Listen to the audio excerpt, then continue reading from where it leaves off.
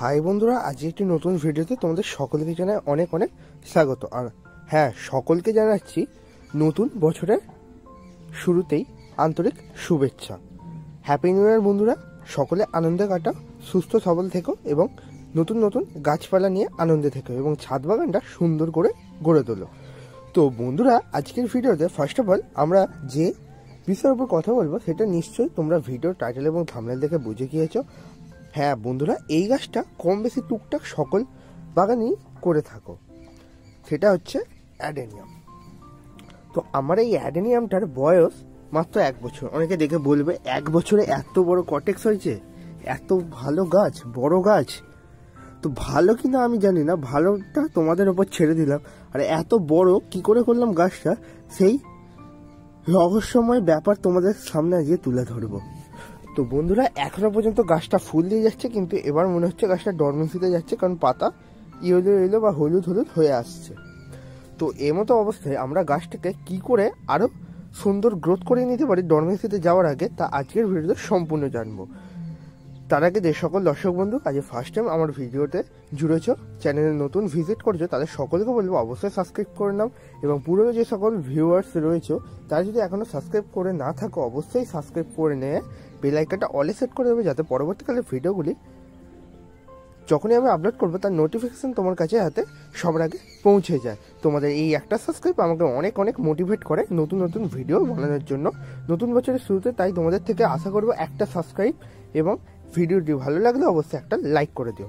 চলো মূল ভিডিওতে যাওয়া যায়। তো বন্ধুরা, আমরা এখন অ্যাডেনিয়াম গাছ শীতকালে কি বসাতে পারি, এই ব্যাপারটা সবার মাথায় ঘুরপাক খাচ্ছে। অ্যাডেনিয়াম গাছ সারা বছর বসানো চলে, কিন্তু এখন শীতকালের মানে অ্যাডেনিয়াম গাছের ডরমেন্সি টাইম চলে আসবে।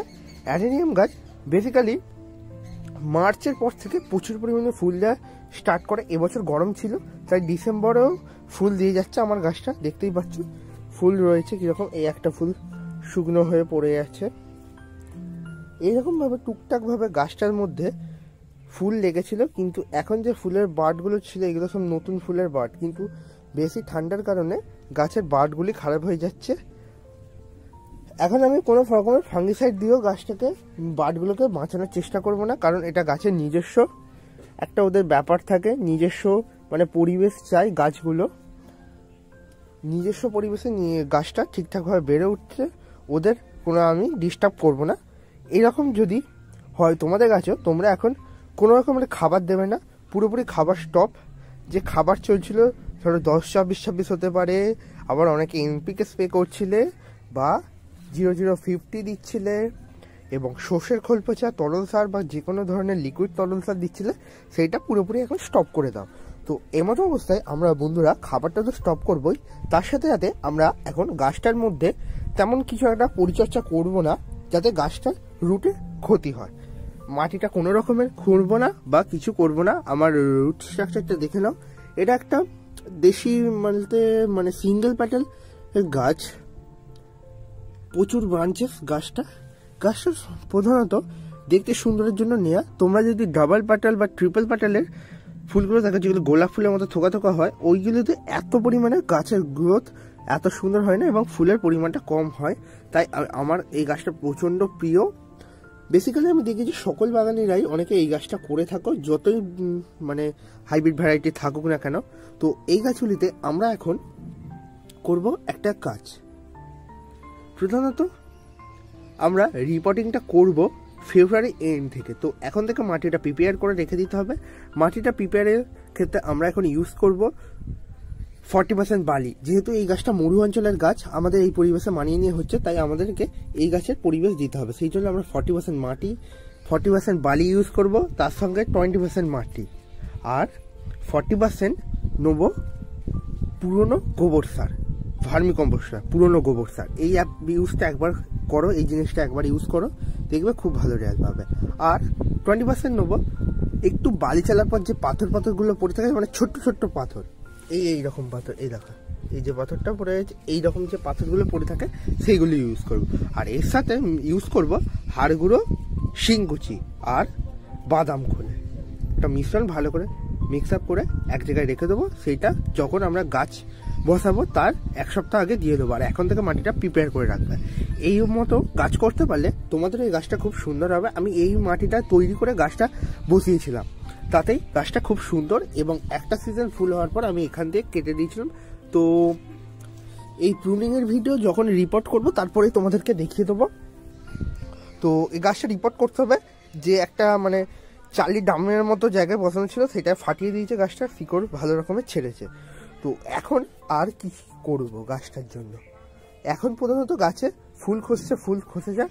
আমরা চাইলে এই বাটগুলি যেগুলি ঝরে যাচ্ছে এগুলি তুলে ফেল দিতে পারি জাস্ট, কারণ এইগুলো গাছে আর কোনো রকমের কাজে লাগবে না, গাছ ফুলেও পরিণত করবে না, বাগান নোংরা হবে এবং গাছে থাকলেও কেমন একটা দেখতে খারাপ লাগবে। তাই আমরা এইগুলিকে তুলে ফেল দেবো। এই দেখো খালি আলতো করে ধরবে, ভেঙে চলে যাবে ব্যাস।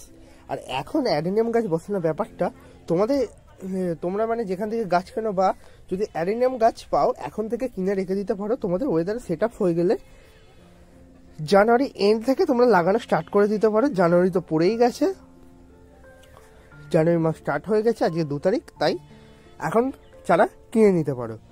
আর গরমের গাছ, যেহেতু এটা অ্যাডেনিয়াম গরমের গাছ বলতে কি সারা বছরই ফুল দিয়েছে, ডিসেম্বর পর্যন্ত আমার মোটামুটি ফুল দিয়েছে। এখন জানুয়ারি মিনিমাম এই ফুলগুলো যা রয়েছে 10-15 তারিখ পর্যন্ত থাকবে, তারপর পুরোপুরি গাছটার সব পাতা ঝরে যাবে। এখনই দেখতে পাচ্ছ হলদেবে পাতা ঝরছে। তোমাদের কাদের কাদের গাছে অ্যাডেনিয়ামে রয়েছে এবং কাদের গাছগুলিতে এর মতো অবস্থা আমাকে অবশ্যই কমেন্টে জানিও। তো প্রথমত এখন আমরা কোনো খাবার দেবো না, মাটিটা আগে থেকে প্রিপেয়ার করে রাখবো রিপোর্টিংয়ের জন্য বা নতুন গাছ বসানোর জন্য। আর আমরা এই গাছ বসানোর জন্য কি টব নির্বাচন করব সেটাও জেনে নাও।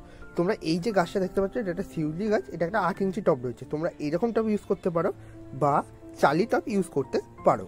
চালি টব ইউজ করলে ব্যাপারটা হয় কি, এই গাছটা যেহেতু রুটটা বেশি ছড়ায়, গাছের গ্রোথ তেমন অতটা বেশি লক্ষ্য দেয় না গাছের রুট বা কটেক্স, এই জিনিসটা বলে কটেক্স, এই কটেক্সটা মোটা হয়।